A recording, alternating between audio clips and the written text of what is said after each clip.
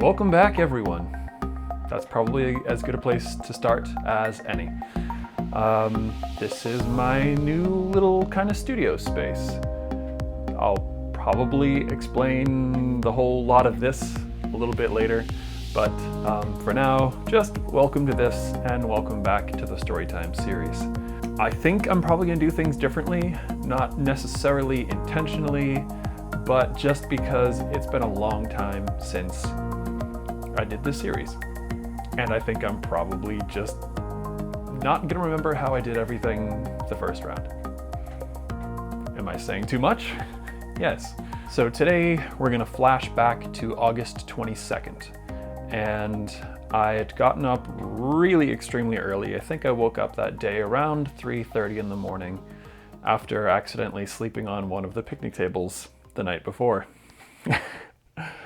I kind of accidentally made this day the day of tourist locations. So I started off the morning by shooting sunrise at Zabriskie Point. And Zabriskie Point is cool. It's really interesting geologically, but it's super touristy. It's about as touristy as you can get for Death Valley. So around sunrise, the crowds really started to file in, and it just became a little too packed for my comfort. I did manage to get a photo, which I'm pretty happy with. It was just after the sun had risen, and rather than taking in the grand scale, I was really having a lot of fun playing around with a telephoto lens and picking out a lot more abstract compositions.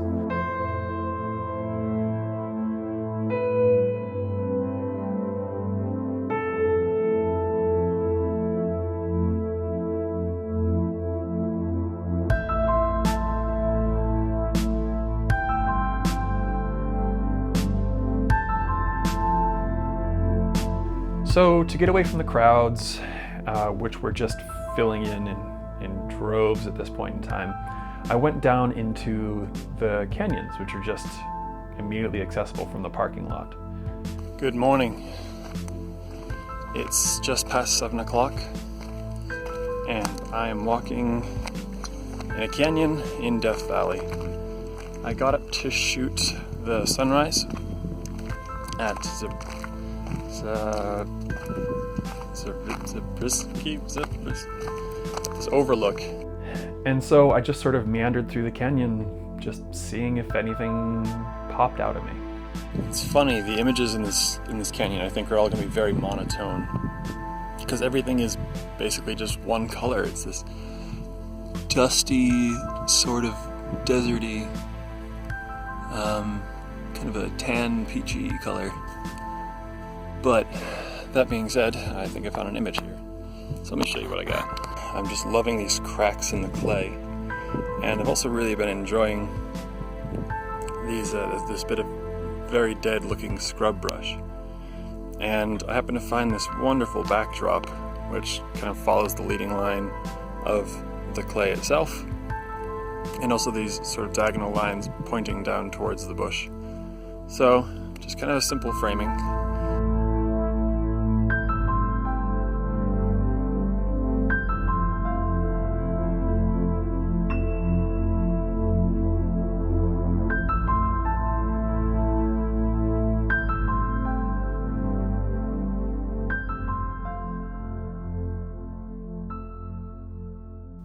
Shortly after taking the photo, I headed out of the canyon because I didn't really want to be trapped in there when the heat of the day set in. I left the canyon and decided to do another of Death Valley's tourist spots and headed to Badwater Basin, which is the lowest point on Earth? The lowest point in America? The lowest point in North America? The lowest point in California? It's really low. It's really low. The low point of Badwater, boop, boop, boop, boop. The low point of Badwater Basin is 282 feet below sea level, which is 96 meters, also below sea level. That's kind of hard to imagine, but luckily, the folks at Death Valley placed a placard that says the words sea level, well up on this hillside. And about the time that I was admiring it and getting my camera gear together, a couple just happened to be walking by, and I took the opportunity to frame in and just take just a snapshot of these people walking by, kind of for scale. So then I headed out on the trail, it's a trail, to the salt flats themselves. It was a lot further out to the main salt flats than I thought it was going to be. It wasn't very far, but it was not quite at the edge of the parking lot like I expected it to be. But you walk out on this weird undisturbed mud salt combo, and it's this really interesting crystalline structures. And anyway, you walk by that and then get out into the main salt flats. You walk out and get to the main salt flats. I'm hilarious. So you walk by all this and then you manage to make it out to the main salt flats, which is also basically what you'd expect. But it's still really interesting to look around and see this weird geologic feature. I wanted to take a photo, but at this point in time, the sun was just up and just blasting over the whole valley. And I struggled. I was looking for some abstract compositions, but nothing that would be too unique. And again, out to all these touristy areas, it's hard to take a unique photo. But I decided to do what everybody wasn't doing, and I shot directly into the sun.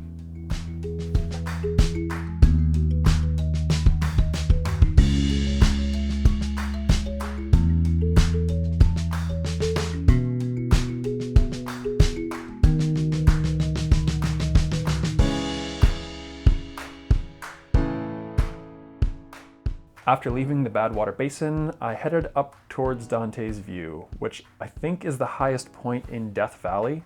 Let me get my notes here. The peak of Dante's View is 5,476 feet, which is 1,669 meters. It's interesting to go from so far below sea level to so high in elevation in such a short time, but I guess that's just one of the perks of Death Valley. Also, one of the drawbacks is that Dante's View is also heavily touristed, and just like all the other locations, there's not much in the way of unique shots that you can get there, especially midday when I was shooting it. So I took a panoramic photo, trying to be patient and wait out the crowds so that I didn't get anybody in frame. But then I ended up even still cropping it down quite far and just trying to find maybe a more unique composition of it. But it's not exactly a place that you can take a unique photo.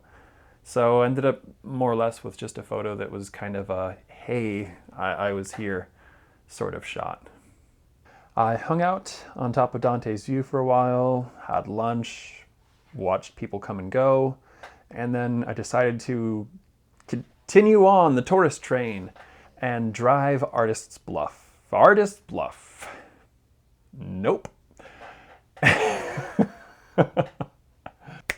Artist's Drive, which is also apparently, depending on the season, pretty unique. There's some cool colors that come out of minerals in the soil there, but mostly it's just a touristy sort of by-road. It's worth a drive. There's a couple places to stop, but I didn't. I pulled over at a couple places, looked at some things, said that's neat, but just continued on. I didn't take any photos whatsoever. So after Artist Drive, I continued on to what I thought was going to be a really good plan. I saw in the brochure that there was this thing called the KEANE Wonder Mine, and I'm always a sucker for dilapidated structures and seeing ruins and this sort of thing. So I grabbed my film camera and thought I would make a good little adventure out of this because, you know, film and bright daylight and ruins, like that's just the best. Unfortunately, what I found was that the KEANE Wonder Mines are an incredible letdown, and I gotta Well, here I am at the KEANE Wonder Mine. I really want to say that I have 30 minutes probably of footage of me at the KEANE Wonder Mines, and it's 29 minutes of complaining, probably. I don't know why. I was upset, and I think I felt pretty justified in being upset. It's a dump. It looks a lot of times like a literal dump. There are some standing wooden structures, but they've been so heavily reinforced that it just looks more like a building project to be than some like historic structure. I walked up this trail following some lines, but never got to anything of any interest. Is there something I'm missing? Is there more to it? There's nothing photogenic, and honestly, again, if you go to Google Images, you'll see a lot of the same structures from a couple of different angles, and there's just nothing. There's nothing there. There's really, like, you can read about it, and you should read about it because history is cool, but don't bother. So after the KEANE Wonder Mines, I just headed out, had some more time to kill before sunset, and found a random canyon with the trailhead and said, hey, cool. Hiking is fun, even if it's 118 degrees, which is almost 47 degrees Celsius. But I thought I would do it anyway. The canyon was cool. It was cool looking. Again, there was nothing really super photogenic in it, or maybe I just wasn't in a photogenic mood because the moisture was being boiled out of my eyeballs, but it was still really interesting to see. But again, I found myself being kind of forced out of places because of the heat. This just isn't enjoyable. It is so hot.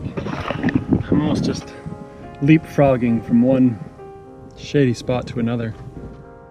So after leaving the canyon, I decided to make my way towards the Mesquite sand dunes for sunset. And although I had plans to, frame up some epic composition with some dunes and the sunset and the mountains in the distance, it's really hard to shoot there because just every dune has been trampled. So after a while, I finally managed to find some pristine stretch of sand dunes and just played around with different compositions for a while, with the sand dunes just catching the setting sunlight.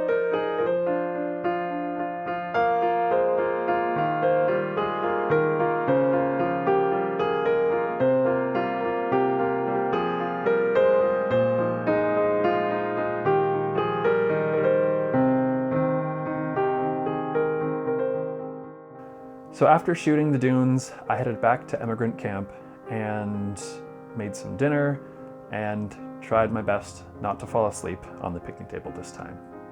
The next morning, I got up before sunrise, wandered around some scrub brush, and took my absolute favorite photo from Death Valley.